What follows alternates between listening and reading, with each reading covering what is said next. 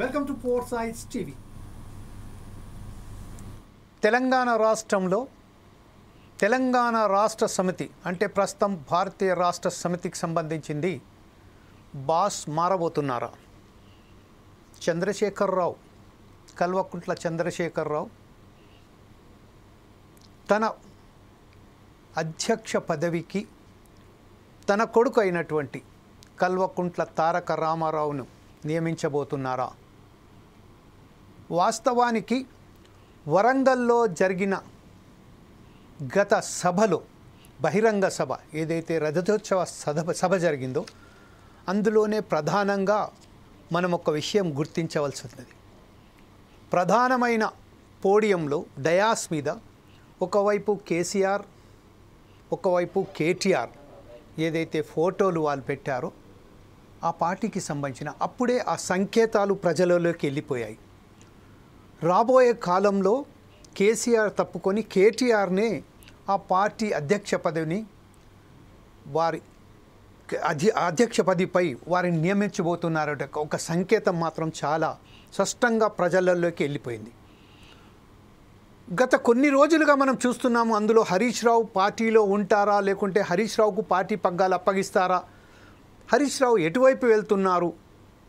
వాస్తవానికి మనం ఒకసారి గతంలో చూసినట్టయితే 2001 ఏప్రిల్లో ఎప్పుడైతే కొండ లక్ష్మణ్ బాపూజీకి సంబంధించిన దళ దృశ్యంలో తెలంగాణ రాష్ట్ర సమితి ఆవిర్భావ సభ జరిగిందో ఆనాడు కేసీఆర్కు సంబంధించిన కేసీఆర్ ఒక వ్యక్తి, కేసీఆర్ ఒక శక్తిగా ఉన్నారు. కానీ బియాండ్ ద కర్టెన్ టోటల్గా రూల్ ప్లే చేసింది మాత్రం పూర్తిగా హరీష్ రావు మాత్రమే. ఆనాడు ఎవరైతే అక్కడ ఉన్నారో ఆవిర్భావ సభలో లక్షలాది మంది, అంటే జలదృశ్యంలో ఎప్పుడైతే ఏర్పాటు చేసిన ఆ సభలో జన సమీకరణ, అందులో మేధావులు, విద్యావంతులు, విద్యార్థులు, లాయర్లు, అనేక కార్మిక కర్షక సంఘాల వాళ్ళు అనేక మంది 1995లో చంద్రబాబు నాయుడు ఎప్పుడైతే 2020 విజన్ తీసుకొచ్చిన తర్వాత ఆ విజన్లో భాగంగానే తెలంగాణకు సంబంధించిన అన్యాయాలను టోటల్గా విస్మరించడంతో విరక్తి చెందిన చంద్రశేఖరరావు అప్పుడే ఒక నిర్ణయం తీసుకున్నారు. ఏంటంటే తెలంగాణ పక్ష ఇంత వివక్ష ఎందుకున్నది వీరి మీద? వచ్చింది తెలంగాణలో 1969లో ఏదైతే తెలంగాణ తొలి దశకు సంబంధించింది అప్పుడు జరిగిందో ఒక ఉద్యమం, అప్పట్లో కొంతమంది ఎప్పుడైతే దాన్ని విభేదించి అనేక మాల అది దాంట్లో వేయకుండా ఇప్పుడు 1995లో చంద్రబాబు చేసినప్పుడు కూడా అదే విధంగా చంద్రబాబు నాయుడు వ్యవహరించడంతో తెలుగుదేశం పార్టీలో ఉన్న తను సైతం బయటికి వచ్చేసి అప్పట్లో professor Janardhan Rao, professor Jayashankar, captain Lakshmikantha Rao, అలాగే అనేక మంది మేధావులతోని, విద్యావంతులతోని వారితోని మాట్లాడిన తర్వాత తెలంగాణ రాష్ట్ర సమితి ఒక ఉద్యమ పార్టీగానే నెలకొంది.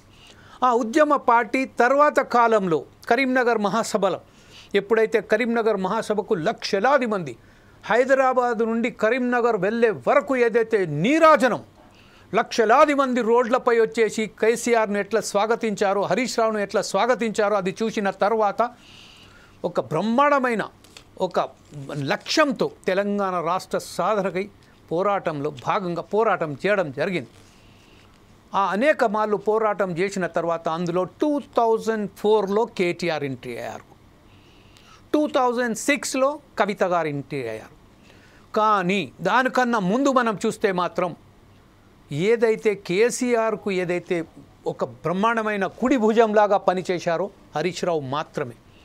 ఆ హరీష్ రావుకు సంబంధించింది సంకేతాలు ఎలా పోయాయి? ఈరోజు మనం చూసినట్టయితే నిన్న హరీష్ రావు స్వయాన పత్రికాముఖంగా కేటీఆర్కు పగ్గాలు ఇస్తే మాత్రం నేను సముఖంగా ఉన్నాను, నాకు ఎలాంటి వ్యతిరేకత లేదు, కేటీఆర్కు గనక తెలంగాణ భారత రాష్ట్ర సమితికి సంబంధించిన పగ్గాలు ఇస్తే మాత్రం నేను దానికి అంగీకరిస్తాను, నేను కేసీఆర్ అయితే చెప్తారో దాని మీద కట్టుబడి ఉన్నాను అని ప్రెస్ మీట్లో ప్రజల ముఖంగా ప్రెస్లను అడ్రస్ చేయవలసి వచ్చింది.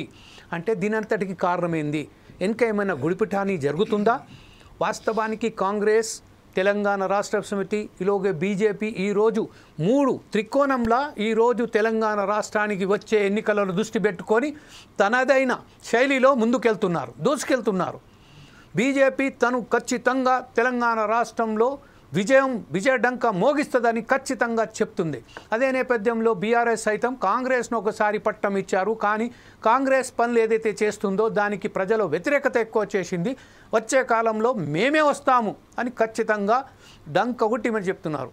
అలానే కాంగ్రెస్ మాత్రం మేము చేస్తున్న పథకాలలో ప్రజలు మాత్రం చాలా సంతోషంగానే ఉన్నారు. ఖచ్చితంగా వచ్చే ఎన్నికలలో కూడా మేమే ఖచ్చితంగా వస్తామని చెప్తున్నారు. ఈ నేపథ్యంలోనే భారత రాష్ట్ర సమితికి సంబంధించిన పగ్గాలు ఎవరికి ఇవ్వబోతున్నారు, నెక్స్ట్ వచ్చే బాస్ ఎవరు, కేటీఆర్ఏనా?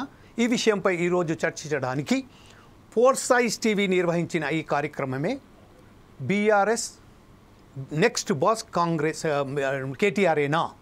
ఈ విషయంలో ఈరోజు మనతో మాట్లాడడానికి ప్రస్తుతం మనకు కాంగ్రెస్ అధికార ప్రతినిధి అయినటువంటి రామచంద్ర గౌడ్ గారు మనతోటి ఇక్కడ మన జూమ్ లింక్లో ఉన్నారు. అలాగే గర్రెపల్లి సతీష్ గారు బీఆర్ఎస్ స్పోక్స్ పర్సన్, అలాగే నాయకులు, రాష్ట్ర నాయకులు కూడా మనతోటి ఈరోజు మాట్లాడడానికి సిద్ధంగా ఉన్నారు. మరికొద్దిసేపట్లో బీజేపీ నాయకులైనటువంటి పెద్దపల్లి జితేందర్ గారు కూడా మనతోటి వస్తారు. అలాగే సిపిఎం నాయకులు మల్లారెడ్డి గారు కూడా మనతోటి కొద్దిసేపట్లో జాయిన్ అవుతారు. దానికన్నా ముందు ఈరోజు ఫోర్సైజ్ టీవీ చీఫ్ అడ్వైజర్ అయినటువంటి డాక్టర్ సుధాకర్ శర్మ గారు మనతోటి స్టూడియోలో ఉన్నారు. వారికి ఆహ్వానం పలుకుతూ, సార్ ఈ నేపథ్యంలో ప్రస్తుతం మీరు ఎలా దీన్ని స్పందిస్తారు, ఎలా విశ్లేషిస్తారు సార్?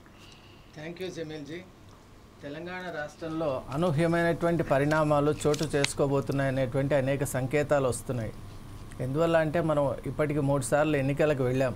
2 సార్లు బీఆర్ఎస్ పార్టీ విజయడంకా మోగించి అధికారాన్ని కైవసం చేసుకునేది. ప్రస్తుతం కాంగ్రెస్ పరిపాలన కొనసాగిస్తున్నటువంటి నేపథ్యంలో అసలు ఇక్కడ మీరు అన్నట్టు జమీల్జీ మీరు ఒక మంచి మాట అన్నారు. ట్రయాంగులర్ కాంపిటీషన్ అనేది ఇక్కడ మనకు తెలంగాణ రాష్ట్రంలో ఉంది. ఈ త్రిముఖ పోటీలో బీజేపీ కూడా తన వంతు పాత్రను పోషిస్తూ ఉన్నటువంటి నేపథ్యంలో వచ్చేసారి ఎన్నికలపైనే అందరి యొక్క దృష్టి చాలా స్పష్టంగా ఉన్నట్టు మనకు తెలుస్తోంది. ఈ మధ్యకాలంలో స్ట్రాటజీ మేకింగ్ అనేటువంటిది అడ్వాన్స్డ్ లెవెల్కు వెళ్ళింది అని మనం చూడొచ్చు. ఎందువల్ల అంటే ఇంతకుముందు ఉన్నటువంటి ఎన్నికల ప్రిపరేషన్ కానీ అప్పుడున్నటువంటి ఆ విధి విధానాలు కానీ ఇప్పుడు మనం చూసినట్లయితే చాలా లాంగ్ టర్మ్ గురించే ఆలోచన చేస్తూ పథకాలు కానివ్వండి, మాటలు కానివ్వండి, అలాగే వాళ్ళు చేసే మూవ్స్ అంటాం కదా, డెసిషన్స్ కానివ్వండి, ప్రతి ఒక్కటి కూడా ఒక పక్క పరిపాలనకు సంబంధించినటువంటి అంశాలతో పాటుగా కూడా రాబోయే ఎన్నికలను కూడా దృష్టిలో పెట్టుకొని వాళ్ళు తీసుకునేటువంటి నిర్ణయాలు దానికి కూడా అన్వయం అవుతున్నాయనేటువంటి విషయం మనం చాలా జాగ్రత్తగా సునిశ్చితంగా కనుక మనం పరిశీలిస్తే చాలా స్పష్టంగా మనందరికీ కూడా అవగతం అవుతుంది. మరి ఈ నేపథ్యంలో బీఆర్ఎస్ పార్టీ చేపడుతున్నటువంటి ఈ స్ట్రాటజీ ఏదైతే ఉందో అది నిజంగా వాళ్ళకు అవసరమని కూడా మనకు అనిపిస్తుంది. ఎందువల్ల అంటే బీఆర్ఎస్ పార్టీ కూడా తన వంతు ఇప్పుడు రాష్ట్ర సాధనలో చేసినటువంటి అమూల్యమైనటువంటి సేవలే కాకుండా ఇప్పుడు మళ్ళీ ఎలా పునర్వైభవాన్ని మనం సాధించుకోవాలి, సిద్ధింపజేసుకోవాలి అనేటువంటి ఒక కృతనిశ్చయంతో ఉంది.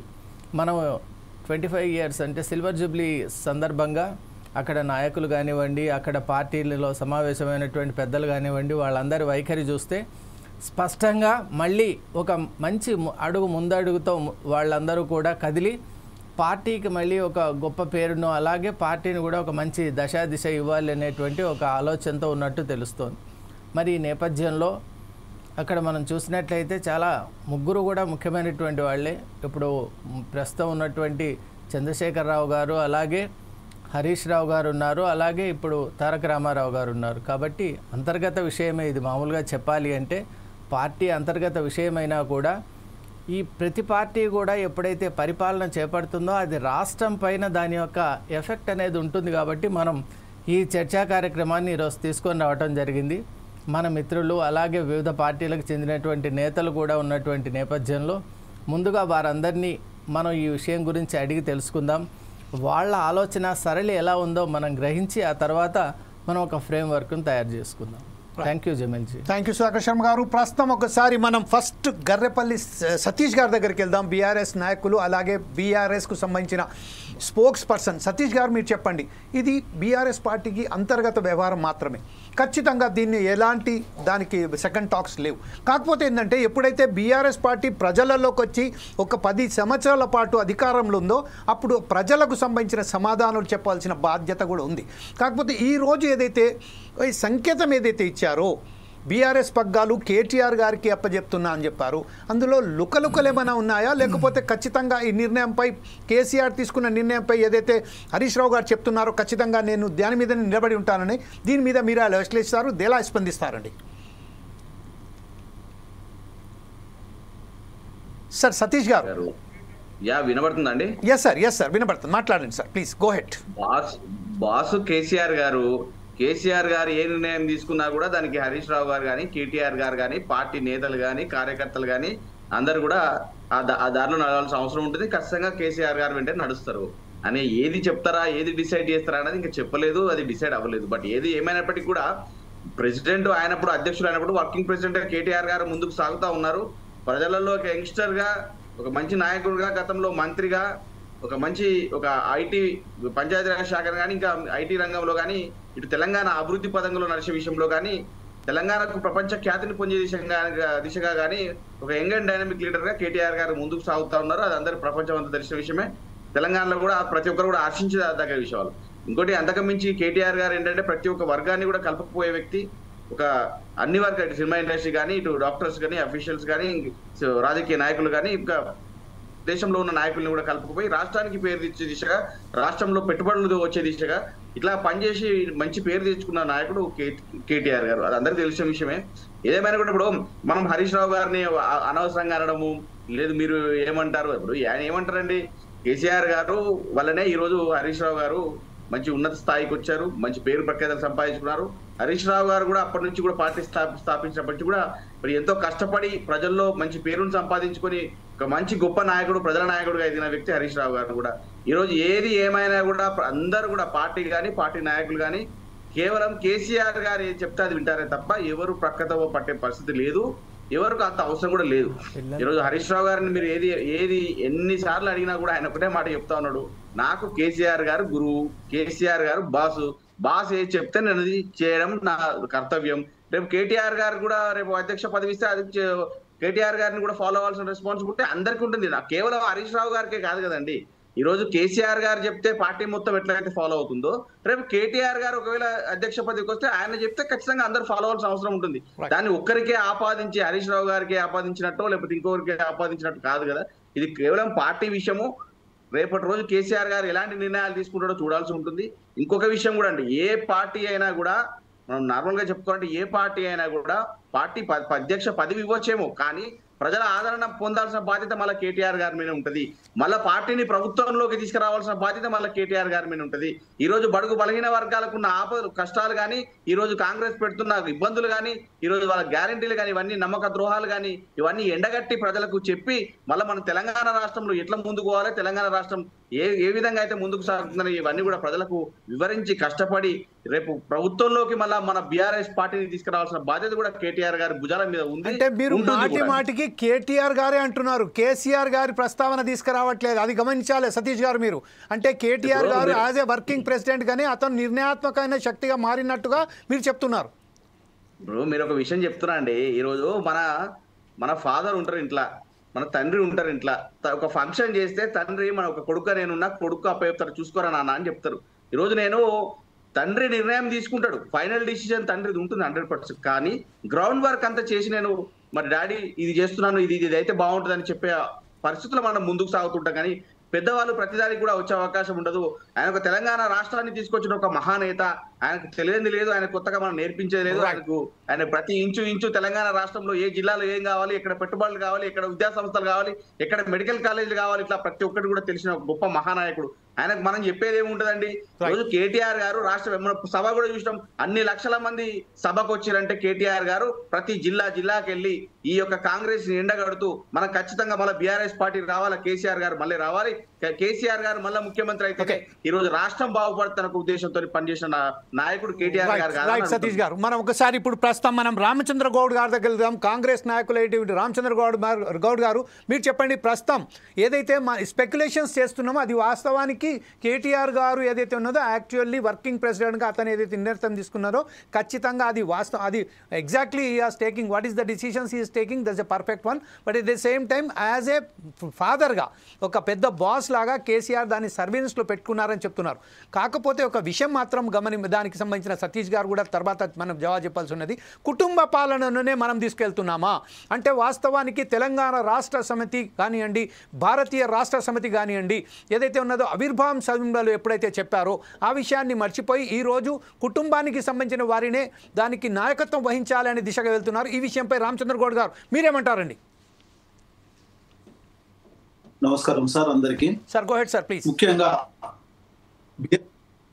అలియాస్ టిఆర్ఎస్ పార్టీ ఆ రోజు ఉద్యమ పార్టీగా వచ్చిన రోజు మేధావులు, విద్యార్థులు, నిరుద్యోగులు అందరు కలిసి చేసిండ్రు. ఆ రోజు కేసీఆర్ గారు మాట్లాడింది ఏంటంటే, నేను తప్ప నా కుటుంబ సభ్యులు ఎవరు రారు, వాళ్ళు అమెరికాలో ఉన్నారని చెప్పారు. తర్వాత తెలంగాణ వచ్చిన 2014 తర్వాత తొలి ముఖ్యమంత్రి దళితుడనే మాట చెప్పాడు. ఎన్నో మాట ఇచ్చి మాటలు తప్పిండు. దాంట్లో తెలంగాణ ఉద్యమంలో ఆ రోజు తెలంగాణ ఇస్తే కాంగ్రెస్లో విలీనం చేస్తా అనే మాట ఇచ్చిండు. అప్పుడు ఆలే నరేంద్ర గారిని మోసం చేశాడు, విజయశాంతి గారిని మోసం చేశాడు. అదే రకంగా గాదే ఇన్నయ్య గారిని, జయశంకర్ గారిని, తర్వాత కొండా లక్ష్మణ్ బాబూజీ గారిని, ఎంతో మందిని, కోదండరాము గారిని, మేధావులందరినీ పక్కకు పెట్టి ఈరోజు కేటీఆర్ గారు వస్తే పర్లేదు, అది కేటీఆర్ ఆయన సొంత నిర్ణయము, ఆ పార్టీలో ఆయన అధ్యక్షుడు, ఈయన వర్కింగ్ ప్రెసిడెంట్, పర్లే. కానీ కేటీఆర్ గారు తెలంగాణ ఉద్యమంలో చేసింది ఏమున్నది? ఆ రోజు తెలంగాణ ఉద్యమంలో అంతో కష్టపడ్డది హరీష్ రావు కావచ్చు, ఇంకా వేరే కార్యకర్తలు ఉన్నారు, మేధావులు ఉన్నారు, అదే రకంగా ఎంతో మంది ఉన్నారు. వాళ్ళని పక్కన పెట్టి రావడం అనేది వాళ్ళ అంతర్గత విషయం అయినా కానీ ఈరోజు కేసీఆర్ గారు సీఎంగా ఉన్నప్పుడు కూడా ఏ కార్యక్రమాల్లో ఉత్సాహంగా లేడు. ఈరోజు కూడా మొన్న నెల రోజుల ముందు నేను ప్రతిపక్ష పాత్ర వహించి ఈ రోజు నుంచి ఏదో చేస్తా అని పబ్లిక్లో వస్తా అని చెప్పాడు. ఆ రోజు నుంచి కూడా పబ్లిక్లో రాలేదు. పర్లే, అతను రాకున్నా ఎవరికైనా బాధ్యతలు ఇచ్చినా పర్లేదు. ఆ కేటీఆర్ గారికి ఇచ్చినా, హరీష్ రావు గారికి ఇచ్చినా, ఇంకెవరికి ఇచ్చినా కానీ ప్రతిపక్ష పాత్ర అనేది లేకుండా ఉన్నది. ప్రతిపక్ష పాత్ర వహించి వాళ్ళు చేసే ప్రజాస్వామ్యంలో అందరు ఉంటే బాగుంటుంది. అదే రకంగా బీజేపీ వాళ్ళు ఉన్నా, బీఆర్ఎస్ ఉన్నా, అదే రకంగా ఇంకే పార్టీ సిపిఐ సిపిఎం పార్టీ ఉన్నా, ఎవరున్నా కానీ ప్రజాస్వామ్యబద్ధంగా ప్రజల్లోకి జరిగే నష్టాలను, కష్టాలను వాళ్ళకు ప్రజలకు ఏం కావాల్సింది అనేది తీసుకోవెళ్తే బాగుంటుంది. ఈరోజు కాంగ్రెస్ పార్టీ ఎంతో కష్టాలతో, ఆర్థిక మాంద్యంలో, ఆర్థిక ఇబ్బందులు ఉన్నా, ఒక్కొక్క దాంట్లో అంటే ఇరిగేషన్లు అయినా ఇంకేదైనా కానీ మామూలుగా 5% ఇంట్రెస్ట్ దొరికే దగ్గర 11%, 10 to 11% ఇంట్రెస్ట్ గా మితిగా తీసుకొచ్చి ఆర్థిక భారాన్ని తెలంగాణ ప్రజల్లో వేసిండ్రు. దాన్ని బాధ్యత ఈ కేటీఆర్ అయినా కేసీఆర్ అయినా తీసుకోవాలి. ఎందుకంటే వాళ్ళు చేసిన అనాలోచిత చర్యల వల్ల ఈరోజు తెలంగాణ రాష్ట్ర పరిస్థితి ఈ రకంగా ఉంది. భవిష్యత్తులో కాంగ్రెస్ పార్టీ ప్రజలకు ఏం కావాల్సిందో అది తీసుకొస్తాము. మాకు ఎదుటిగా బీఆర్ఎస్ పార్టీ నుంచి ఎవరున్నా అభ్యంతరం లేదు. కేటీఆర్ రాని, హరీష్ రావు రాని, ఇంకెవరు వచ్చినా సరే, కానీ ప్రతిపక్ష పాత్రను ఫుల్ఫిల్ గా చేస్తే బాగుంటది. ప్రజలకు ఏం కావాలి, ప్రజలకు ఏం చేస్తే బాగుంటది అనేది వాళ్ళు సలహాలు, సూచనలు ఇస్తే బాగుంటదని ఈ సందర్భంగా తెలియజేస్తున్నారు. ఇదే విషయంపై జితేందర్ గారు అంటున్నారు. మన పెద్దపల్లి జితేందర్ గారు, బీజేపీ నాయకులైనటువంటి జితేందర్ గారు, మీరు చెప్పండి, ప్రస్తుతం ఏదైతే ఉన్నదో ఒక పార్టీ ఆవిర్భావానికి సంబంధించిన తర్వాత పార్టీ ఏదైతే ఉన్నదో ఒక ఉద్యమ పార్టీగా ఏర్పడ్డ తెలంగాణ రాష్ట్ర సమితి తర్వాత రాజకీయ పార్టీగా వచ్చేసిన తర్వాత తన దేశవ్యాప్తంగా తనను ఒక్కసారిగా గుర్తింపు రావాలనుకుంటా భారతీయ రాష్ట్ర సమితిగా ఏర్పడ్డది. ఎప్పుడైతే తెలంగాణ రాష్ట్ర సమితి ఉద్యమ పార్టీ కాకుండా ఒక ఎన్నికలలో పార్టిసిపేట్ చేసే పార్టీగా వచ్చిందో అప్పుడు ప్రజలకు సమాధానం చెప్పవలసిన బాధ్యత కూడా వారి మీద వచ్చేసింది. ఈ నేపథ్యంలోనే ఈరోజు ఒక నిర్ణయం అది తీసుకున్నట్టుగా మనకు కనబడుతుంది. స్పెక్యులేషన్స్ మాత్రమే. అంటే కేటీఆర్ గారిని వర్కింగ్ ప్రెసిడెంట్గా కాకుండా ఒక ప్రెసిడెంట్గా నియమించే అవకాశాలు ఉన్నాయని చెప్తున్నారు. ఈ విషయంపై as a BJP spokesperson what you say sir? మీ అభిప్రాయం ఏంటి? మీ సూచనలు, మీ సలహాలు, మీ విశ్లేషణ ఏంటి సార్ దీని మీద? ఫోర్ సైట్ టీవీ ప్రేక్షకులకు మరియు అనలిస్టులందరికీ నమస్కారం. ఇవాళ టిఆర్ఎస్ ఎవరైనా అధ్యక్ష పదవి మీరు తీసుకొని మాకు ఎటువంటి సంబంధం లేదు, కానీ మీరు ఇది మళ్ళీ ఏం చేస్తుందంటే ఒక కుటుంబ పాలన, ఒక కుటుంబ నేపథ్యంతో వచ్చింది తెలంగాణ, ఇది కుటుంబంలో సంబంధించింది, కుటుంబం వారికే ఇష్టం అనేది ఇది ఏదైతే కేటీఆర్ గారికి అప్పచెప్పిందో ఇది తప్పు అంటున్నాను. ఎందుకంటే గతంలో చూస్తే కేటీఆర్ మన టిఆర్ఎస్ ఆవిర్భావం ఇచ్చినప్పుడు కేటీఆర్ ఇక్కడ లేడు, కవిత ఇక్కడ లేదు. అప్పుడు వాళ్ళతో ఉన్నది ఎవరు? హరీష్ రావు గారు. ఇవాళ హరీష్ రావు గారికి ఇచ్చి మీరు అధ్యక్ష పదవి ఇస్తే బాగుంటుండే, కానీ మీరు మీ కొడుకు అనేది ఒక్క కొడుకు అనే ఇంటెన్షన్ లోనే ఇవాళ ప్రెసిడెంట్ చేసింది. అంతకుముందు వర్కింగ్ ప్రెసిడెంట్ చేసింది, ఇప్పుడు ప్రెసిడెంట్ చేసింది. మరియు ఇవాళ కేసీఆర్ తెలంగాణ చరిత్రకు చెప్పకుండా ద్రోహం చేసిందని మేము అంటాం. మేము అదే ద్రోహం మళ్ళా కొనసాగుతుంది. ఎందుకంటే తెలంగాణ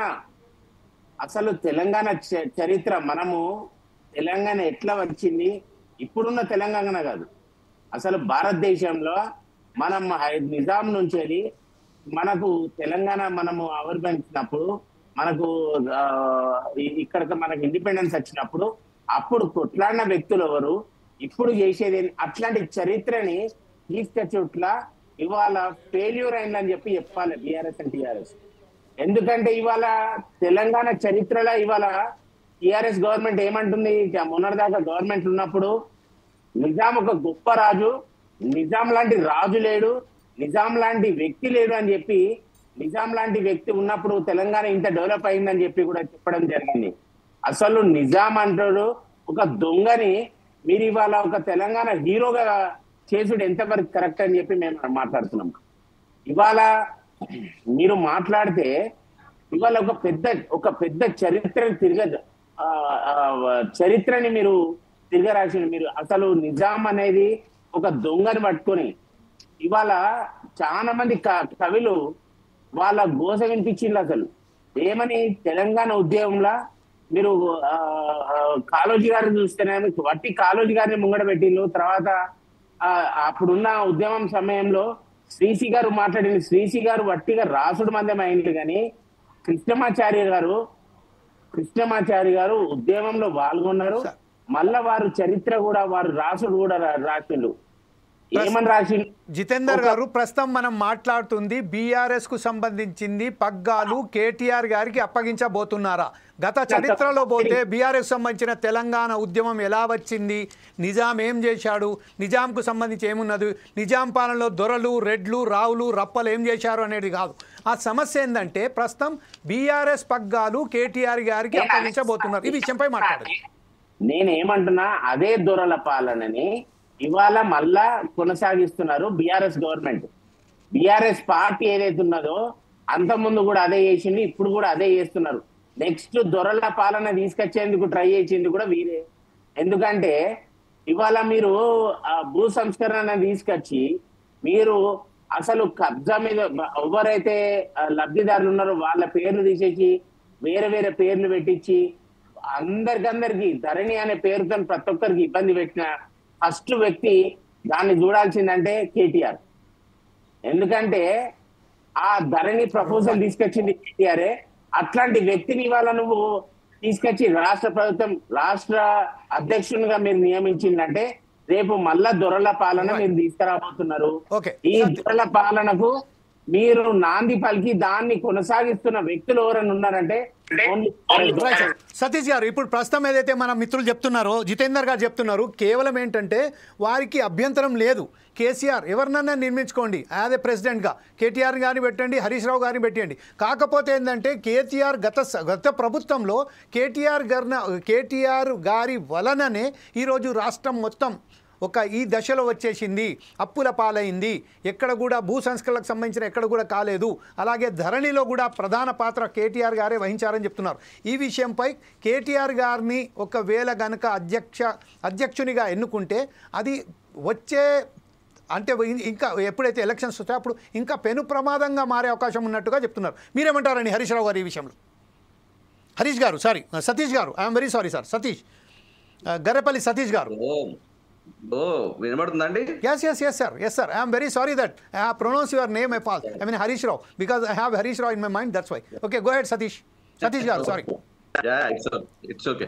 అయితే మీకు ఇప్పుడు ఈ బీజేపీ వాళ్ళకు కాంగ్రెస్ వాళ్ళకి ఏంటంటే నిరంతరం కళ్ళల మంటలే అండి. ఎప్పుడు కళ్ళ కారం కొట్టుకుంటారో ఏందో అర్థం కాదు, కానీ ఉగల మీద ఏడిపోయి తప్ప వీళ్ళు చేసేది ఏం లేదు. ఇప్పుడు బీజేపీ వాళ్ళకు కాంగ్రెస్ వాళ్ళకు తెలంగాణ ప్రజలు అటు 8 మంది ఎంపీలు ఇచ్చారు, కాంగ్రెస్ వాళ్ళకు బీజేపీ వాళ్ళకు 8 మంది ఎంపీలు ఇచ్చారు.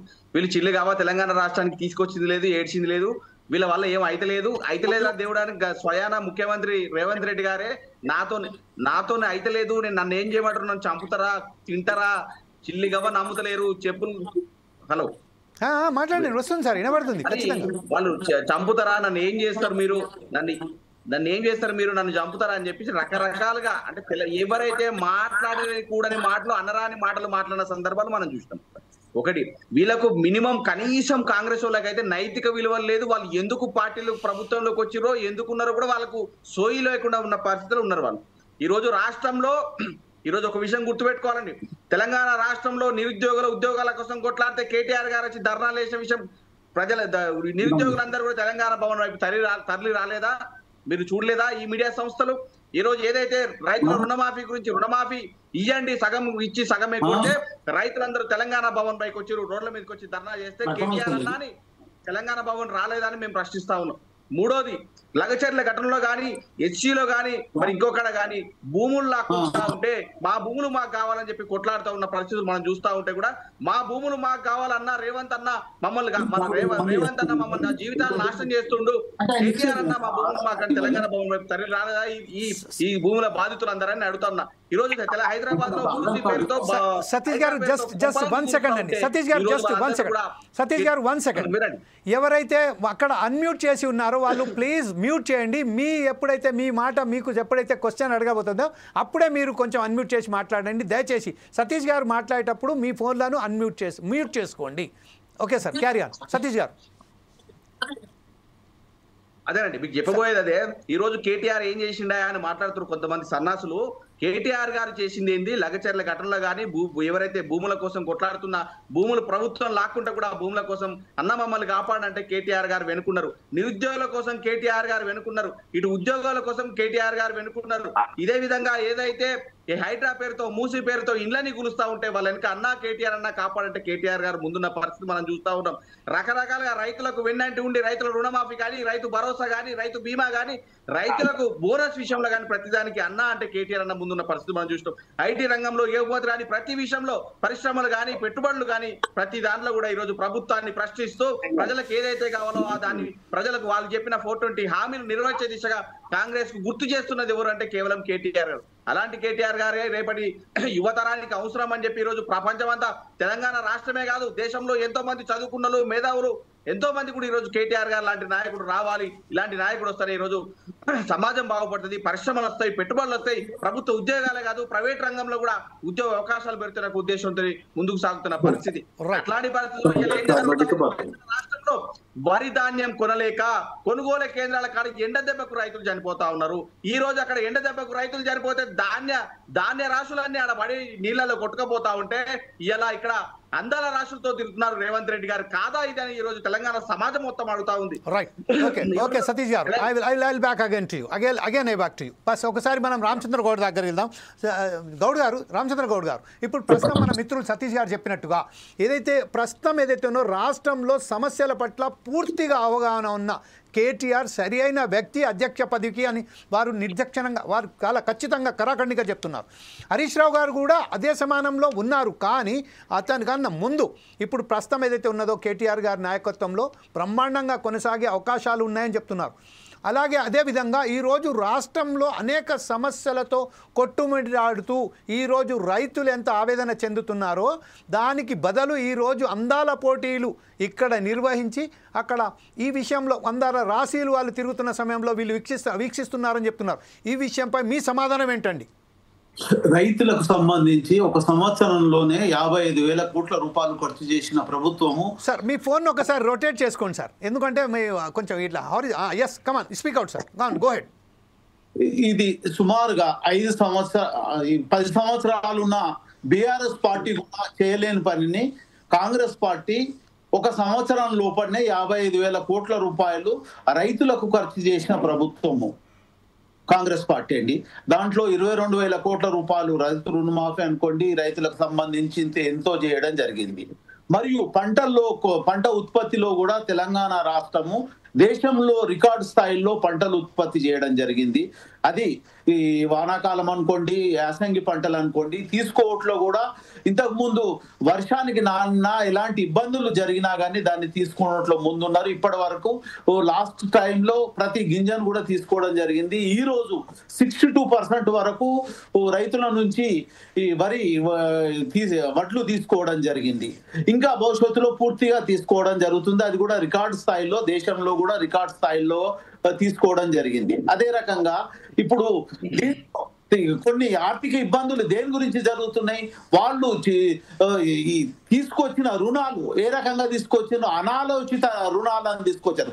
5% ప్రైవేటు రుణాలైనా ఎవరైనా కానీ 5% కు ప్రభుత్వం తీసుకునే రుణాలు ఉంటాయి. దీంట్లో వీళ్ళు 10 to 11% వరకు మితి అంటే ఇంట్రెస్ట్ తీసుకొచ్చే రకంగా వడ్లు ఎప్పుడు కొంటారు అంటే రుణాల గురించి అనాలోచిత చేసిన పొరపాట్లను ఈ రోజు మనం ప్రజలకు అంది చెప్పడం జరుగుతుంది. సుమారుగా వాళ్ళు చేసిన రుణాలను సుమారుగా 8 లక్షల కోట్ల రూపాయల వరకు రుణాలు తీసుకురావడం జరిగింది. దానికి ఇంట్రెస్ట్ కట్టడము, దానికి సంబంధించి చేయడం అనే దాంట్లో ఇబ్బంది జరుగుతుంది. నిజానికి ప్రజలకు ఇబ్బంది జరుగుతుంది. దానికి ఇబ్బంది భవిష్యత్తులో ఉండదని ఈ సందర్భంగా తెలియజేయడం జరుగుతుంది. ఒక్క నిమిషం అండి, ఒకటే నిమిషం. సతీష్ గారు మీతో ఏదో డైరెక్ట్ గా అడగదలుచుకున్నారు. సతీష్ గారు ఏదో అడగదలుచుకున్నారు, మీరు చెప్పండి సార్. ఇప్పుడు ఒక్కసారి నాకు ఫింగర్ రేస్ చేస్తే definitely I will give a chance to you. Come on, go head sir, అడగండి. రామచంద్ర గౌడ్ గారు ఏం అడగదలుచుకున్నారు చెప్పండి, నేను అడుగుతాను. లేకుంటే ఒక్క నిమిషం నేను అడుగుతున్నాను. రాజకీయాలు పక్కకు పెట్టండి కొద్దిసేపు. దయచేసి రైతులు ఉండో లేకో మీరు రైతు భరోసా ఎగ్గొట్టినా, రైతు రుణమాఫీ ఎగ్గొట్టినా కూడా వాళ్ళు అప్పులు సప్పులు చేసుకొని బంగారాలు అమ్ముకొని ఈరోజు పంటలు వేస్తే ఆ పంటలు కొనడానికి దిక్కు లేదు. కొనుగోలు కేంద్రాల కాడ మీరు ఎప్పుడు కొంటారని వెయిట్ చేసి ఎండలకు ఎండ దెబ్బ తగిలి ఇటు జగిత్యాల్లో కానీ, మహబూబాద్ లో కానీ, ఇక్కడ జనగాంలో కానీ ఇట్లా రకరకాలుగా ఇప్పటి వరకు చాలా మంది రైతులు చనిపోతా ఉన్నారు. మహిళా రైతులు కూడా చనిపోతా ఉన్నారు. ఈ రోజు మీరు ఎప్పుడు రైతులకు ఇస్తారు? 4,000 కోట్లు బకాయి 48 గంటలలో పడతా ఉన్నారు. 4,000 కోట్లు ఏమైనాయి? 730 కోట్ల వరకు బోనస్లు, రైతు బోనస్లు, పంట బోనస్ ఇస్తా ఉన్నారు. ఆ బోనస్ ఏమైంది? ఇలా ఎందుకు రైతులను ఇబ్బంది పెడతా ఉన్నారు? రైతుల ఇబ్బందులు చనిపోతా ఉన్నా కూడా పట్టించుకోకుండా మీరు ఇలా అందాల పోటీల మీద పెట్టిన ఫోకస్ ఎందుకు రైతుల మీద పెట్టట్లేదని అడుగుతా ఉన్నా. రైట్ సార్, ఇదే విషయంపై మరొకసారి రామచంద్ర గౌడ్ దగ్గరికి వెళ్దాం. దానికన్నా ముందు ఒకసారి జితేందర్ గారి దగ్గరికి వెళ్ళి మాట్లాడదాం. జితేందర్ గారు, ప్రస్తుతం ఏదైతే రాజకీయ సంక్షోభంలో ఇరుక్కున్న కాంగ్రెస్ పార్టీ ఈరోజు ఏదైతే ప్రస్తుతం కాంగ్రెస్లో కూడా అనేక కుమ్ములాటాలు జరుగుతూనే ఉన్నాయి. ఈ నేపథ్యంలోనే ఇది బీఆర్ఎస్ ఏదో కేటీఆర్ని తీసుకొచ్చి ఒక యాక్టివ్ పర్సన్, చాలా యాక్టివ్గా ఉన్నారు, చాలా విషయాలలో అతనికి ఒక బ్రహ్మాండమైన నాలెడ్జ్ కూడా ఉన్నది. దానికి ఎవరు కూడా మనకు ఎలాంటి సందేహం లేదు. కాకపోతే అతన్ని తీసుకురావడం అనేది చేస్తున్నది. ఈ నేపథ్యంలోనే బీజేపీ స్ట్రాటజీ ఎట్లా ఉండబోతుంది వచ్చే ఇప్పుడు పంచాయతీ ఎలక్షన్స్ వస్తున్నాయి సార్. నేను ఒకటి చెప్తాను, బీజేపీలో కాదు. Like to say one thing, మీరు బీఆర్ఎస్ లో రేపు లుకలుకలు స్టార్ట్ అవుతున్నాయి. ఎందుకంటే ఇవాళ కేటీఆర్ గారికి ఇచ్చుట్లా నెక్స్ట్ మన ఆంధ్రాలో ఎట్లయితే షర్మిల జగన్ గారు ఎట్లయితున్నదో నెక్స్ట్ కవిత గారు కూడా రాబోతున్నారు. She's going to announce her party. ఎందుకంటే ఆమెకి 80% సెసమేరా వాళ్ళ అన్నకి ఇచ్చుడు ఇష్టం లేదు. She was very much interested. ఇవాళ అందరు ప్రెసిడెంట్లను కలుసుకుంటామైంది, ఎమ్మెల్యేలను కలుసుకుంటూ వచ్చింది. ఆమె బ్యాక్గ్రౌండ్ లో చాలా వర్క్ చేసింది. రేపటి రోజుల ఇట్లనే సేమ్ ఆంధ్రప్రదేశ్ లో షర్మిలని ఎట్లయితే జరుగుతుందో తెలంగాణలో కూడా అదే జరగబోతుంది అనేది కూడా ఇది ఒక సంకేతం కేటీఆర్కి ఇచ్చినాక. ఇవాళ కాంగ్రెస్ ప్రభుత్వం చూస్తే అదొక కుటుంబ పాలన, కుటుంబ పార్టీ. ఇప్పుడు నెక్స్ట్ బీఆర్ఎస్ చూస్తే కూడా ఇది ఒక కుటుంబ ఉన్న అసెట్స్ ని కాపాడుకునేందుకే వీళ్ళు రాజకీయ ఉద్దేశంతో ముంగటికి వస్తున్నారు. బీజేపీ ఒక స్టాండ్ తోని దేశం ఫస్ట్, తర్వాత పార్టీ నెక్స్ట్, తర్వాత ఇండివిజువల్ నెక్స్ట్ అంటాం మనం. ఇట్లాంటి ధోరణితో బీజేపీ పోతుంది. బీజేపీతో బీఆర్ఎస్ కి ఏం పోతానండి, నక్కకుండా నాగలోకానికి ఉన్నంత తేడా ఇది. ఎందుకంటే ఇవాళ బీజేపీ స్టాండ్ కూడా ఏదైనా కూడా BJP election through district president ఎంచుకుంటున్నాము, తర్వాత state president district election through ఎన్నుకోబడుతుంది. ఇవాళ ఆ నేషనల్ అధ్యక్షుడు కూడా ఎన్నికల ద్వారానే ఎన్నుకుంటున్నాం మేము. ఇవాళ ఇంకా అడాక్ కమిటీతో వేసినట్టు వీరు ప్రెసిడెంట్ వీరు వైస్ ప్రెసిడెంట్ అనేది ఈ ప్రజాస్వామ్యంలో ఇట్లాంటిది కలవది. వీళ్ళు కుటుంబ పాలనతోనే వీళ్ళు ఇవాళ మేము మా తర్వాత నా కొడుకు నా తర్వాత వీళ్ళు అనేది ఇదే ధోరణి ఇంకా పోతున్నారు. ఇది మంచిది కాదు దేశానికి అనేది చెప్తున్నాం. ఇవాళ బార్డర్ మీద కొట్లాడిన వారి గురించి సైనికుల గురించి మీరు మాట్లాడాల్సిన అవసరం ఉండే, కానీ ఎక్కడ కూడా వీళ్ళ స్టేట్మెంట్ కరెక్ట్ అయిన స్టేట్మెంట్ లేదు. ఎక్కడ ఏదైనా జరిగితే దాని గురించి మాట్లాడరు. ఒక కరెక్ట్ అయిన మొన్న కవిత గారు మాట్లాడుకుంటా ఓవర్ది మన ప్రెస్ గురించి ఏది హడాల్ ప్రెస్ గురించి స్టేట్మెంట్ ఇచ్చారు, కానీ ఇట్లా టెర్రరిస్ట్ అటాక్ అయినప్పుడు అట్లాంటి స్టేట్మెంట్ ఇవ్వలేదు. ఇట్లాంటి దౌర్భాగ్య స్థితిలో మనం ఉన్నాం. ఇట్లాంటి దౌర్భాగ్య వ్యక్తులతో మనం ఇవాళ ఒక పార్టీలో ఎన్నుకోబడి అడాక్ కంపెనీలు వేసుకుంటా వీళ్ళు వేసిన మీరు ప్రజాస్వామ్యంలో పోయి ఇందు నుంచి ఎలక్షన్ పెట్టి మీరు గెలవండి, చూద్దాం చూద్దాం. మీరు అట్లాంటి పెట్టి అడాక్ కమిటీగా వేసుకొని మేము అడాక్ కమిటీగా మా బాస్ మా ఇది తెలంగాణ చరిత్రని నాశనం చేసిన వ్యక్తులు ఈ బీఆర్ఎస్ అలియాస్ టిఆర్ఎస్. మీరు టిఆర్ఎస్ పెట్టి 25 ఏళ్ళు అవుతుందా, బీఆర్ఎస్ పెట్టి 25 అవుతుందా? దాని గురించి క్లారిటీ ఇవ్వకుండా మేము 25 ఏళ్ళు దాటినాం, 25 సిల్వర్ జూబ్లీ చేసినాం అని చెప్పి మాట్లాడుతున్నారు. ఇవన్నీ కూడా కరెక్ట్ కాదు. మీరు ప్రజాస్వామ్యంగా మీరు ఎలక్షన్ పెట్టుకొని మీ ప్రెసిడెంట్ ఎవరో హరీష్ రావు క్యాండిడేట్ గా నిలబెట్టండి. కేటీఆర్ గారు నిలుచుంటారా అధ్యక్ష పదవికి మీరు కొట్టాలి. రామచంద్ర గౌడ్ దగ్గర మనం ఒకసారి ఏదైతే మనకు సతీష్ గారు ఏదైతే క్వశ్చన్ అడిగారో రామచంద్ర గౌడ్ గారు ఆ క్వశ్చన్ని సమాధానం చెప్తూ ఈరోజు ఇప్పుడు మన జితేందర్ గారు చెప్పినట్టుగా ఏదైతే ఉన్నదో ఒక కుటుంబ పాలన కాకుండా ఒక ప్రజాస్వామ్య పరంగా మీ దగ్గర కూడా తీసుకురావాలి. ఇంకొక విషయం ఇక్కడ అంశం కానప్పటికీ జితేందర్ గారు ఏదైతే మాట్లాడారో ప్రస్తుతం ఏదైతే ఉన్నదో పహల్గామ్కు సంబంధించిన ఒక దుర్ఘటన జరిగిన తర్వాత టెర్రరిస్ట్ అటాక్ జరిగిన తర్వాత సరి అయిన పద్ధతిలో కాంగ్రెస్ కానీ బీఆర్ఎస్ కానీ స్పందించలేదు అని చెప్తున్నారు. కానీ ఒక వాస్తవ మాట ఏంటంటే ఈరోజు బీజేపీ ప్రభుత్వం ఎన్డీఏ ప్రభుత్వం అధికారంలో ఉన్నప్పటికీ కాంగ్రెస్ కానీ బీఆర్ఎస్ కానీ దేశంలోనూ అన్ని పార్టీలు ఖచ్చితంగా మోడీకి సంబంధించిన ఒక సందేశాన్ని ఇచ్చాయి. దీనికి సంబంధించిన మీ వెంట ఉన్నాము, మీరు ఏ డిసిషన్ తీసుకున్నా కానీ భారతదేశాన్ని సంబంధించిన దానికి సంబంధించిన ఏ డిసిషన్ తీసుకున్నా కానీ మేము మీతోటి ఉన్నామని ఒక సంకేతం ఇచ్చారు. ప్రెస్లో కూడా మాట్లాడారు. ఈ విషయంపై మీరేమంటారు రామచంద్ర గౌడ్ గారు? ఆ సమాధానం ఇచ్చుకుంటూ ఇది చెప్పండి సార్. మీ ఫోన్ను అన్మ్యూట్ చేయండి sir first of all please. Congress party అఖిలపక్ష మీటింగ్ లో ఖచ్చితంగా భారతదేశానికి సంబంధించిన ఏ నిర్ణయం తీసుకున్నా, టెర్రరిస్టుల మీద ఇలాంటి నిర్ణయం తీసుకున్నా, యుద్ధం చేయని ఇంకే నిర్ణయం తీసినా మేము సపోర్ట్ ఉంటామని ఖచ్చితంగా అందరూ ఒప్పుకోవడం జరిగింది. అది పత్రికాముఖంలో అయిందండి, పబ్లిక్ లో కూడా చెప్పడం జరిగింది. కానీ వాళ్ళు యుద్ధాన్ని సాకుగా పెట్టుకొని ఏదో రాజకీయాలు చేయాలని ఆలోచన చేస్తున్నారు. నిజానికి ఈరోజు 26 మంది ఈ భారతీయులను హిందువులను చంపిన ఆ టెర్రరిస్టులను ఎక్కడ ఉన్నారు? మరియు అదే రకంగా పిఓకో నుంచి అంటే మనము కలుపుకోవాల్సిన అవసరం ఉన్నది. ఇది రాజకీయ లబ్ధి కోసానికి అది ఈ విరమణ చేయడము, ఫైరింగ్ విరమణ ఏదో మధ్యవర్తి అమెరికా చెప్తే ఈ విరమణం చేయం కాదు. భారతదేశ ప్రజలు ప్రతి ఒక్కరు కూడా ఆ టెర్రరిస్టులను 26 మందిని కాల్చిన వాళ్ళని ఖచ్చితంగా నిర్మూలించాలని ప్రతి ఒక్క భారతీయుడు ఇండియన్ కోరుకుంటున్నాడు. అదే రకంగా పిఓకు అంటే మీరు అఖిల పక్షాన్ని పార్లమెంట్ సమావేశం చేసుకొని మీరు ఎట్లా నిర్ణయం తీసుకోవాలని ఇండియా గురించి ఆలోచించాలి. ఒక అమెరికా వ్యక్తి మధ్యవర్తిత్వానికి మీరు బానిస అయిపోయారు, దానికి లొంగిపోయారు. ఈరోజు మేము ఏదో చేసినామని అంటున్నారు. అదంతా మన పవర్ అనేది ఈరోజు ఇండియా మిలిటరీ పవర్ అనేది ఆ రోజు నుంచి కూడా స్ట్రాంగ్ వస్తుంది, ఇంకా స్ట్రాంగ్ కావాల్సి ఉంది. ప్రపంచంలో మొదటి స్థానంలో అంటే ఆర్మీ ఉన్నది. ఆర్మీ చేసిన కృషిని ఏదో మీ ఖాతాలో వేసుకోవాలి. రామచంద్ర గౌడ్ గారు ప్రస్తుతం అయితే సతీష్ గారు ఏదైతే క్వశ్చన్ అడిగారో దానికి సమాధానం చెప్పండి సార్. పార్లమెంట్ సమావేశంలో ఏ నిర్ణయం చేసుకుంటారో దానికి కాంగ్రెస్ పార్టీ ఖచ్చితంగా నిర్ణయం చెప్తుంది. దాన్ని మీరు పాటించండి. ఇండియా ప్రభుత్వము భారతదేశ ప్రభుత్వానికి ముఖ్యంగా పార్లమెంట్ సమావేశము అత్యవసర సమావేశం చేసి వాళ్ళు ఏ నిర్ణయం చేస్తే ఆ నిర్ణయం చేస్తే బాగుంటుందని ఈ సందర్భంగా తెలియజేయడం. ఇదే విషయంపై ఒకసారి సతీష్ గారి దగ్గరికి వెళ్దాం. సతీష్ గారు, ప్రస్తుతం ఏదైతే మన మిత్రులైనటువంటి జితేందర్ గారు చెప్పారో కుటుంబ పాలనలో భాగంగానే ఈరోజు ఎవరికి ఇచ్చినా పర్వాలేదు, కాకపోతే ఒక కుటుంబ పాలన తీసుకొచ్చి పెడుతున్నారని చెప్తున్నారు హరీష్ రావు గారు. అదంతా విషయాన్ని పక్కన పెట్టినట్టయితే బీజేపీకి సంబంధించిన మనం మాట్లాడినట్టయితే బీజేపీ కూడా ఇప్పటి వరకు ఏదైతే రాష్ట్రానికి సంబంధించిన ఎవరైతే నాయకుడు ఉన్నారో వారికి ఎంచుకోవడానికి ఇప్పటిదాకా వాళ్ళు ఇంకా చొరవ చూపెట్టలేదు, ఇంకా ప్రాసెస్ కొనసాగుతూనే ఉన్నది. ఆ విషయంలో మనం ఎప్పుడైతే మీరు బీఆర్ఎస్ పార్టీ కానీ కాంగ్రెస్ పార్టీ కానీ ఈ విషయంపై మాట్లాడినప్పుడు అంతర్గత వ్యవహారం అని చెప్పుకున్నారు.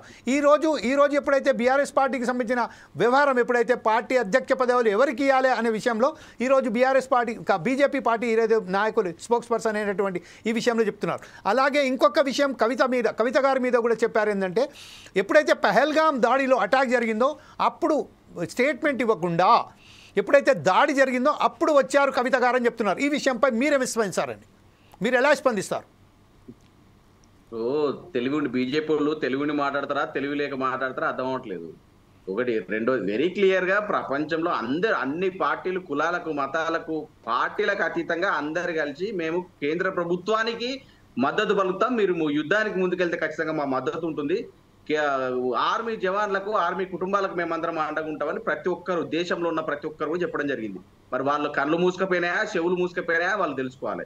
రెండోది, కల్వకుంట్ల కవిత గారు ఫస్ట్ ట్విట్టర్ వేదిక కూడా చెప్పారు, సోషల్ మీడియా వేదిక చెప్పారు, బయట మొన్నటి కూడా చనిపోయిన జవాన్లకు కానీ లేకపోతే ఇండియన్ ఆర్మీకి సపోర్ట్ కానీ మొన్న పెద్ద ఎత్తున వేలాది మందితో ఇక్కడ అక్కడ ర్యాలీ కూడా చేయడం జరిగింది, క్యాండిల్ ర్యాలీ. సో ఇంకేం చేయమంటారు అనేది అర్థం కాని విషయం. కల్వకుంట్ల కవిత గారు ఒక పోరాట స్ఫూర్తి కలిగా ఒక మహిళ. మీరు కుటుంబ పార్టీ అంటారు, లేకపోతే ఇంకోటి అంటారు. ఈ రోజు ఆమె బయట చదువు నుంచి, బయట ఉద్యోగం చేసి నుంచి తెలంగాణ రాష్ట్రానికి వచ్చినప్పుడు ఆమె తెలంగాణ జాగృతి పేరుతో మన సంస్కృతి కానీ, మన సాంప్రదాయాలను కానీ, మన బతుకమ్మను కానీ, మన పండుగలను కానీ, మన యాసను కానీ, మన భాషను కానీ కాపాడుకునే విధంగా తెలంగాణ జాగృతి పేరుతో ఆమె ఎన్ని కార్యక్రమాలు చేసిందో అన్ని చేసింది. తెలంగాణ ఉద్యమం కోసం ఆమె పోరాడింది, వంట వార్పులు చేసింది, మిలియన్ మార్చ్ లో పాల్గొంది, ఎన్నో విధంగా బానిస సంఖ్యలు తెంచే విధంగా సంఖ్యలు తెంచి కొట్లాడి ఈరోజు వాళ్ళ పిల్లలు, చిన్న పిల్లలు ఇంట్లో పెట్టి ఆమె జైలుకు వెళ్ళే, పోలీస్ స్టేషన్ పాలైన సందర్భాలు కూడా ఉన్నాయి. ఇక్కడ తెలంగాణ తల్లి విగ్రహం పంతెంలో కూడా కొట్లాడిన సందర్భాలు. ఈ రోజు వీళ్ళకు బీజేపీలకు ఓర్వలేక బీజేపీలకు 8 మంది ఎంపీ కళ్ళు మండి చేస్తున్న చర్యలే తప్ప ఏం లేదు. బీజేపీ లేదు, ఒక రూపాయి తీసుకొచ్చిరా తెలంగాణ రాష్ట్రానికి, బీజేపీలో ఒక రూపాయి తీసుకొచ్చిరా తెలంగాణ రాష్ట్రంలో ఒక బడి కట్టిరా, గుడి కట్టిరా. ఈ బీజేపీ చేసింది కేంద్రం నుంచి చేసేది ఏం లేదు. కేవలం కులాల పేరుతో, మతాల పేరుతో పెట్టించి. సతీష్ గారు ఒకే ఒక క్షణం, జితేందర్ గారు ఏదో అడగబోతున్నారు, చెప్పబోతున్నారు, వారికి ఒక అవకాశం కల్పించిన తర్వాత మరి మీ దగ్గరకు వస్తాను. చెప్పండి జితేందర్ గారు, చెప్పండి. మీరు ఇవాళ వాళ్ళ అధికారంలో ఉన్నప్పుడు ఎన్ని స్కాములు చేసిండ్రు, లిక్కర్ స్కామ్ అయింది, మన రాష్ట్రం ఇజ్జత్ తీసింది బీఆర్ఎస్ పార్టీ వాళ్ళు. ఎందుకంటే ఢిల్లీలో స్కామ్ చేసింది, లిక్కర్ స్కామ్. దానికి జైలుకి పోయి వచ్చింది. ఎందుకు పోయిండ్రు అంటే మేమేమో ఉద్ధరించిపోయినట్టు చెప్పి మాట్లాడుతున్నారు. సతీష్ గారు, మీరు కొంచెమన్నా ఎన్నితంతో మాట్లాడాలి, ఎందుకంటే మీరు చేసేది ఏంది అని అడుగుతున్నాం. జితేందర్ గారు ఒక్క నిమిషం, మీద అయిపోయిందా? క్వశ్చన్ అయిపోయిందా జితేందర్ గారు? మాఫీ ఏం చేసిండు ఇవన్నీ కూడా చెప్పాల్సిన అవసరం. జితేందర్ గారు మీ క్వశ్చన్ అయిపోయిందా? సతీష్ గారు, జితేందర్ గారి క్వశ్చన్ అయిపోయిన తర్వాత మీరు ఇంటర్ఫియర్ గారిని ఖచ్చితంగా. జితేందర్ గారు మీ క్వశ్చన్ అయిపోయిందా? ఇంకో క్వశ్చన్ అడుగుతున్నా. Right, please go head. ఇవాళ తెలంగాణది ఇజ్జత్ తీసిన వ్యక్తులల్లా బీఆర్ఎస్ ప్రభుత్వం, అప్పుడున్న బీఆర్ఎస్ ప్రభుత్వం. ఎందుకంటే అతి పెద్దగా దేశం మొత్తంలో లిక్కర్ స్కామ్ అనేది ఒక పెద్ద స్కామ్. నెక్స్ట్ ఐటమ్, మీరు ఇంకో క్వశ్చన్ ఏదో ఉన్నదని చెప్పారు. ఇంకొకటి, ఇవాళ మీరు తెలంగాణ చరిత్రని ఓన్లీ నిజామే అని చెప్పి మీరు మాట్లాడిన వ్యక్తులు, మీరు ఇట్లాంటి వ్యక్తులకు ఇది తగదని చెప్పి మేము చెప్తున్నాం. సరే, ఓకే సార్. ఇప్పుడు సతీష్ గారు, ఈ విషయంపై మీరేమంటారు? తెలంగాణకు సంబంధించిన ఒక్క నిమిషం, లిక్కర్ స్కామ్లలో కవిత గారు ఇరుక్కున్న వాట వాస్తవమే. తర్వాత కోర్టులో ఏమేమైందో తెలిసిందే, బెయిల్ మీద వచ్చేసారు కాబట్టి ఆ కోర్టులో ఉన్నది కాబట్టి ఆ విషయంపై మీరేమంటారు? సెకండ్ థీమ్ ఏంటంటే నిజాం పాలనకు సంబంధించింది. కేసీఆర్ గారు చాలా వరకు నిజాం ఫేవర్లోనే ఉన్నారు, కానీ నిజాం ఫేవర్లో నిజాం ఒక్కడే కాదు, దాంట్లో భూస్వాములలో దేశ్ముఖ్లు ఉన్నారు, రెడ్లు ఉన్నారు, రావులు ఉన్నారు, రప్పలు ఉన్నారు, అందరినీ మనం ఎండగడితే ఈరోజు మిగిలేదేంది? కేవలం దళితులు, ఆదివాసీలు, ఎస్టీలు వీళ్లకు అన్యాయం ఎంత జరిగిందో ప్రతి ఒక్కరికి తెలిసిన విషయమే. ఈ విషయంపై మీరేమంటారండి? సతీష్ గారు చెప్పండి. ఇప్పుడు జితేంద్ర గారు చదువుకున్నాడా చదువుకోలేదా ఏందో నాకు అర్థమైతే కానీ ఒక మహిళ కేసు అది Jitendra garu let him complete his version. వినాలే brother, Jitendra garu let him complete. ఇలాంటి వాళ్ళని మస్తు వినాలే. ఒక్క నిమిషం జితేంద్ర గారు, సతీష్ గారు ప్లీజ్ సతీష్ గారు వ్యక్తిగతంగా దోషణలు మారి మనం సరైన సమాధానం ఇద్దాం. బ్రహ్మాండంగా మనం చర్చ చట్టం తెలిసి బ్రో, మీ 4 సైడ్స్ ఛానల్ సాక్షి చెప్తున్నాను, చట్టం తెలిసి మాట్లాడలే, చదువుకున్నట్టు మాట్లాడలే, తెలిసి మాట్లాడాలి. విషయం చెప్పిన తర్వాత జితేందర్ మాట్లాడింది కరెక్టా తప్పా అనేది ఎవరు చెంపలేసుకోవాలనేది తెలుసుకొని వస్తారు ఆయన కూడా. ఇప్పుడు ఈ రోజు రామచంద్రగౌడ్ గారు లాస్ట్ కంక్లూడ్ మీరే చెప్పాలి ఒకసారి. కమాన్ సతీష్ గారు చెప్పండి. ఇదే ఇప్పుడు గతంలో కూడా రేవంత్ రెడ్డి గారు కూడా ఇలాంటి కవిత గారు పేరు తీయడం కానీ, లిక్కర్ అని చెప్పేసి అనుచిత వ్యాఖ్యలు చేయడం కానీ కోర్టు మొట్టికాయలు వేసింది. కోర్టులో ఉండగా, ఒక కేసు కోర్టులో ఉండగా ఆమె అసలు నిరూపణ అనేది కాలేదు, కేవలం కోర్టులో ఉండగా మీరు ఎట్లా అంటారు? అది అనడం తప్పు. రేపు అది కోర్టుకు వెళ్తే కూడా మీకు మొట్టికాయలు వేస్తారు తప్ప వేరేముండదు. చదువుకొని మాట్లాడాలి, చట్టాలు తెలుసుకొని మాట్లాడాలి తప్ప ఎట్లా అది మాట్లాడతా ఏది మాట్లాడతారు బంద్ చేసుకొని. బీజేపీ వాళ్ళకు మీకు చాతనైతే రేవంత్ రెడ్డి గారి మీద కొట్లాడండి, మీకు చాతనైతే ఏదైతే 420 హామీలు ఇచ్చిండో వాటి మీద కొట్లాడండి. చాతనైతే నిజంగా మీకు నైతిక విలువలు ఉంటే, బీజేపీలకు నైతిక విలువలు ఉంటే తెలంగాణ ప్రజల రైతాంగం గురించి కొట్లాడండి, నిరుద్యోగుల కోసం కొట్లాడండి, మహిళల గురించి కొట్లాడండి, ఆటబిడ్డల గురించి కొట్లాడండి. బీజేపీకి వాళ్ళకు చాత గాని చీమునెత్తులు లేకుండా ప్రవర్తిస్తా ఉన్నారు. ఈ రోజు తెలంగాణ రాష్ట్రంలో ప్రజలు ఎంత ఇబ్బందులు పడతా ఉన్నారు, ఎన్ని 420 హామీలు ఇచ్చారు అని తెలుసుకొని మాట్లాడాలి. మీకు ఒక సబ్జెక్ట్ లేదు, మీకు ఒక తెలంగాణ గురించి ఒక సోయి లేదు, తెలంగాణ మీకు అవసరం లేదు. మీరు కేవలం మీ పదవుల కోసము, మీ భవిష్యత్తు కోసం, మీ పదవుల కోసమే పొద్దున్నే సాగుతున్నారు తప్ప తెలంగాణ బడుగు బలహీన వర్గాల ప్రజలకు ఏం కావాలి, కేంద్రం నుంచి ఏం కొట్లాడతాం, తెలంగాణ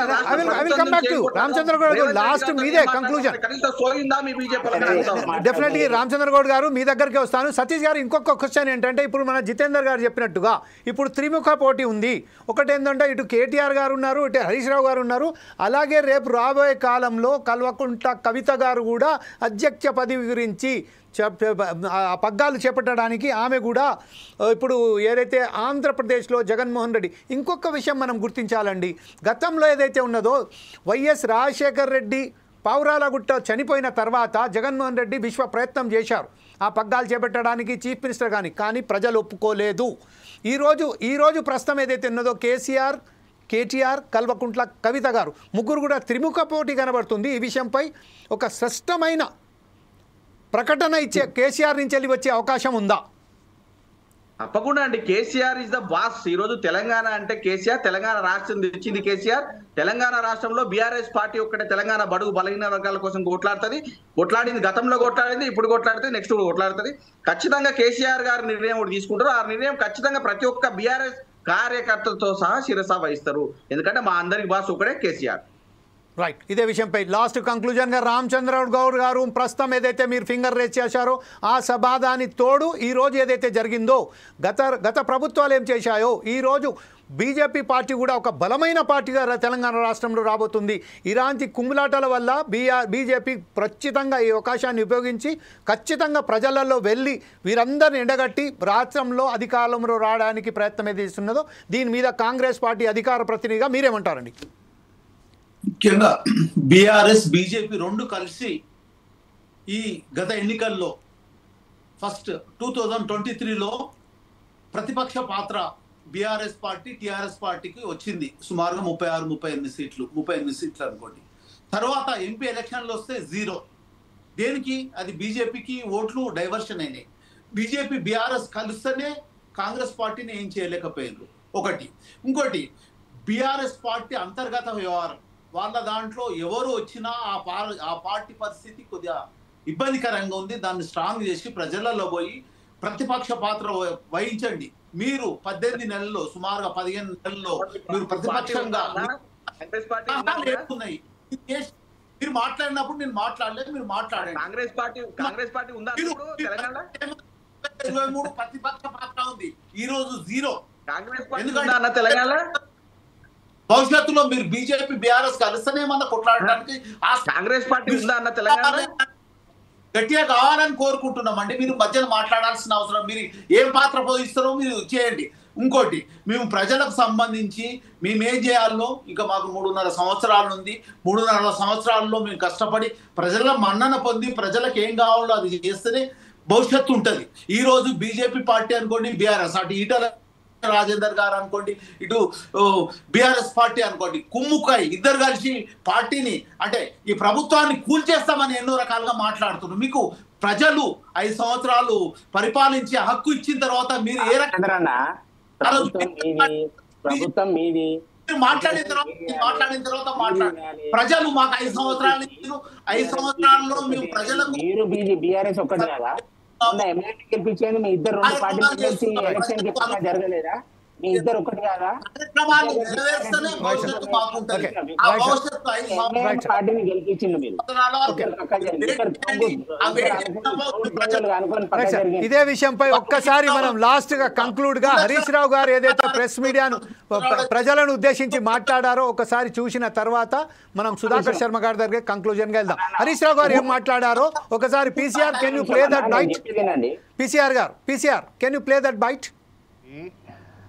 సోషల్ మీడియాలో వచ్చిన వార్తల మీద ట్విట్టర్లో నేను అదే రోజు ఖండించిన. 1, 2 చివరికి మా నాయకులు దాసోజు శ్రవణ్ గారు ఎర్రోల శ్రీనివాస్ గారికి చెప్పి పోలీస్ స్టేషన్లో కంప్లైంట్ కూడా ఇచ్చి ఆ కంప్లైంట్ను కూడా నా ట్విట్టర్లో పోస్ట్ చేసి ఇటువంటి ఫేక్ ప్రచారం నమ్మొద్దని తక్షణమే డీజీపీ గారు వీళ్ళ మీద చర్యలు తీసుకోవాలని చెప్పి కూడా నేను రాష్ట్ర డీజీపీ గారిని కోరిన విషయం కూడా మీ అందరికి తెలిసిందే కదా. సోషల్ మీడియాలో రైట్ సార్, ఇదే విషయంపై లాస్ట్ కంక్లూడ్గా సుధాకర్ శర్మ గారు ప్రస్తుతం ఏదైతే త్రిముఖ పోటీ లాగా వ్యవహరిస్తున్నారు, ఈరోజు పార్టీల పరంగా పోతేనేమో బీజేపీ, బీఆర్ఎస్ అలాగే కాంగ్రెస్ ఇక త్రిముఖ పోటీ. అలాగే బీఆర్ఎస్ పార్టీ అంతర్గత వ్యవహారమైనటువంటి అధ్యక్ష పదవికి సంబంధించింది ఇటు కేటీఆర్, ఇటు హరీష్ రావు, అలాగే ఇటు కల్వకుంట్ల కవిత గారు, ఈ ముగ్గురు ఉన్నారు. ఇదే విషయంలో ఈరోజు లాస్ట్కు రాష్ట్ర ప్రజల సమస్యల పట్ల ఏ ఒక్కరికి చిత్తశుద్ధి లేనట్టు మాత్రం ఖచ్చితంగా ఇక్కడ సభాముఖంగా అవపడుతుంది. ఈ విషయంపై లాస్ట్ స్పందన మీరు ఎలాగంటారు? దీన్ని ఎలా కంక్లూడ్ చేస్తారు సార్? Thank you జమీల్జీ. ముఖ్యంగా ఈరోజు మనం చర్చా కార్యక్రమంలో అనేక ఆసక్తికరమైనటువంటి అంశాలను గమనించాం. దాంట్లో ప్రధానంగా ఉన్నటువంటి 3 పార్టీల్లో కూడా ఒక రకమైనటువంటి లక్ష్యం ఉంది. ఏమిటి అంటే రాష్ట్రాన్ని ప్రగతి పథంలో తీసుకొని వెళ్ళాలనేటువంటి ఒక లక్ష్యం 3 పార్టీలకు ఉండటం నిజంగా చాలా ముదావహం. ఎందువల్ల అంటే ఒక పార్టీకి ఒక రకమైనటువంటి విజన్ ఉంటే రాష్ట్రం కూడా ఆ ప్రగతి పథంలో వెళ్ళేటువంటి ఒక అవకాశం ఉంటుంది. కాబట్టి ముందుగా 3 పార్టీలను కూడా అభినందిస్తున్నాం. కానీ ప్రజలు ఇచ్చినటువంటి అవకాశాన్ని మీరు ఎంత మాత్రం సద్వినియోగం చేసుకుంటారనేటువంటి విషయంలో మాత్రం ఇంకా స్పష్టత లేదు. ఎందువల్ల అంటే అవకాశం ఇచ్చినటువంటి బీఆర్ఎస్ పార్టీ కానివ్వండి, ఇప్పుడు ప్రస్తుతం అవకాశంలో ఉన్నటువంటి కాంగ్రెస్ పార్టీ కానీ, అవకాశం కోసం ఎదురు చూస్తున్నటువంటి బీజేపీ కానీ, ప్రజలు ఎప్పుడైతే మీకు అవకాశం ఇస్తారో అప్పుడు నిజంగా మీరు ప్రతి క్షణం కూడా ఎలా వాడతారు? ఎందువల్ల అంటే ఇప్పుడు చూస్తున్నట్టే సమయం అనేది వెళ్ళిపోతుంది. కాబట్టి మనం అనుక్షణం కూడా ప్రజాహితం కోసం ఎలా పాటుపడాలనేటువంటి అంశం చాలా ముఖ్యం. ప్రతి పార్టీ కూడా ఇప్పుడు ముఖ్యంగా ఈరోజు మనం తీసుకున్నటువంటి అంశంలో అది పూర్తిగా అంతర్గతంగానే మనం భావిస్తూ ఉన్నాం. కాబట్టి ఇక్కడ 4 సైడ్స్ టీవీ మన దృక్పథం ఎలా ఉంటుందంటే ప్రతి పార్టీ కూడా ఎదగాలి. అలా ఎదిగినప్పుడే ఒక పాలనలో కానివ్వండి, ఇలా ప్రతిపక్షంగా కానివ్వండి ఒక ఉత్తమమైనటువంటి సేవలు ఇవ్వగలదు. కాబట్టి పార్టీ బలోపేతం కావాలి. ఆ విధంగానే మనం బీఆర్ఎస్ పార్టీని కూడా భావిద్దాం. మంచి నాయకత్వంతోనే వాళ్ళు ముందుకు వెళ్తారని మనం ఆశిద్దాం.